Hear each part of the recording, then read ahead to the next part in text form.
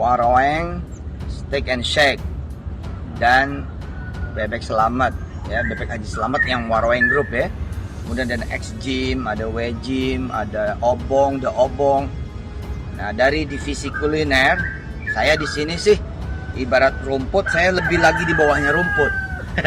Posisi saya, status saya ada rumput, nah saya di bawahnya rumput. Di warung steak ini saya banget paling bawahnya deh gitu. Tapi alhamdulillah.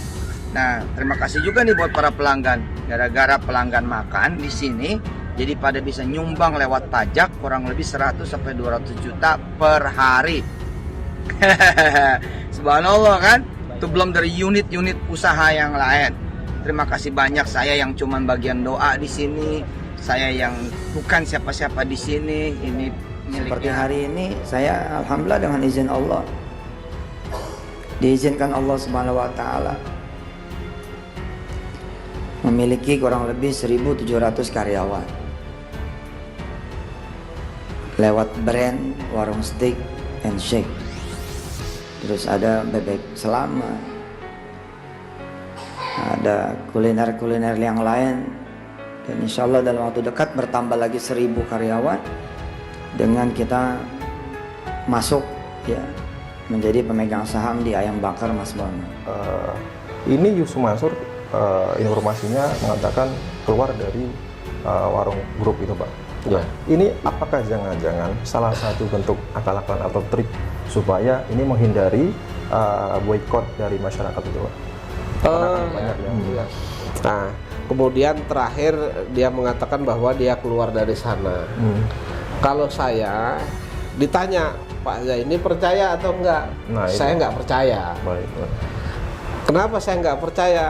Toh misalnya Pak, kalau Bapak enggak percaya, misalnya mungkin secara formal Yusuf Mansur tidak berada di sana. Iya. Kan begitu? Iya. Kan bisa dibuat di bawah tangan, Mas. Betul. Assalamualaikum warahmatullahi wabarakatuh. Para pemirsa, ini melihat sepak terjang Yusuf Mansur yang belakangan ini sangat agresif di warung Steak and Shake. Dia menurut cerita teman-teman, setiap 4 bulan sekali dia itu bisa membuka warung Steak and Shake yang baru. Tanahnya langsung dibeli, dibangun permanen. Lalu orang bertanya sebenarnya untungnya berapa sih dia gitu. Dari teman-teman yang juga misalnya berbisnis makanan gitu. Katakanlah di Padang kan banyak sekali tuh. Itu nggak ada yang sanggup membuka tempat, langsung dibeli tempatnya, dibuka setiap bulan sekali, setiap 4 bulan sekali gitu. Itu satu ya. Orang mulai bertanya, duitnya dari mana? Kalau duit pribadi ya nggak ada masalah, mau tiap hari 10 juga silahkan aja gitu. Tapi banyak kecurigaan orang, ini sebenarnya duit sedekah itu dibawa ke situ gitu. Kemudian ketika pay trend-nya ditutup oleh otoritas jasa keuangan, berarti pemerintah ya dalam hal ini, Yusuf Mansur setelah tidak beraksi apa-apa, legowo gitu. Kemudian yang ketiga kita lihat, dia serta-merta mengumumkan dia mundur dari warung Steak and Shake. Mundur katanya, aneh biar tukang doa aja dah. Ini menjadi pertanyaan. Yang pertama, pertanyaannya, kalau memang punya pribadi ngapain mundur? Terus yang kedua, warung Steak and Shake itu kan bukan perusahaan terbuka gitu, TBK. Bukan perusahaan milik publik, kan milik pribadi. Terus mundur kemana gitu. Karena itu banyak sekali ucapan dan tindakan Yusuf Mansur ini yang kontradiksi. Karena dia selalu kontradiksi, maka kita memahami yang pertama, kita harus memakai logika yang diajarkan oleh Sun Tzu. Dalam bukunya Lord of the Ring.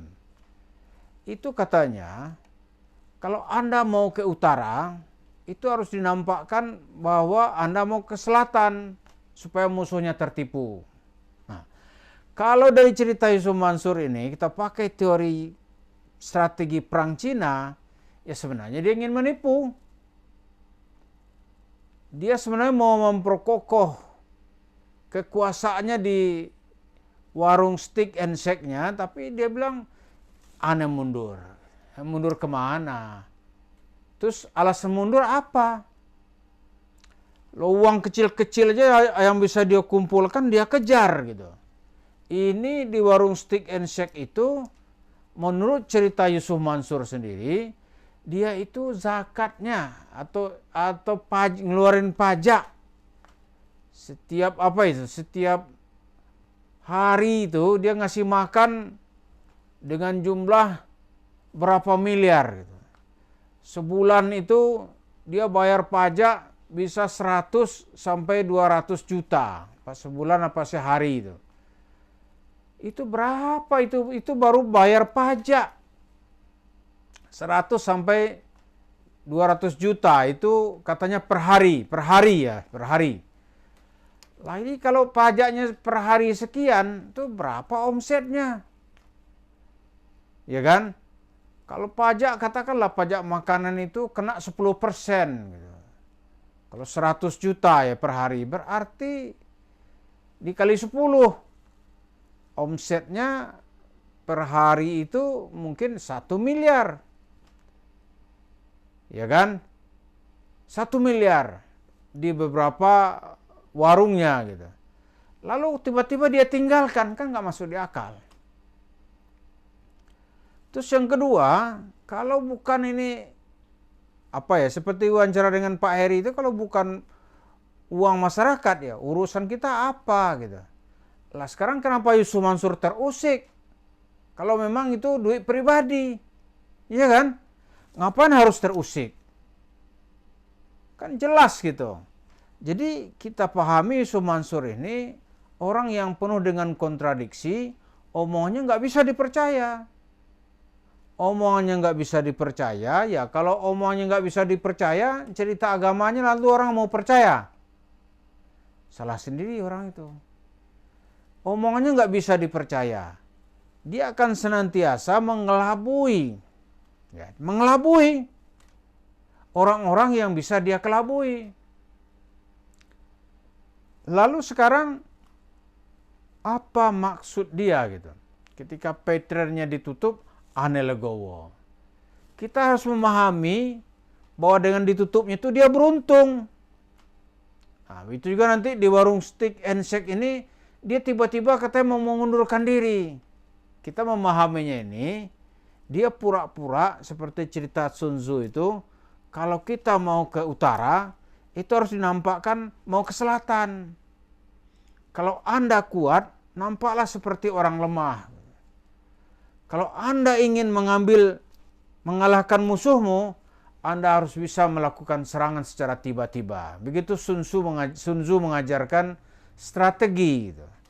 Kalau dengan cara ini kita pahami Yusuf Mansur, dia tuh sebenarnya mau kemana?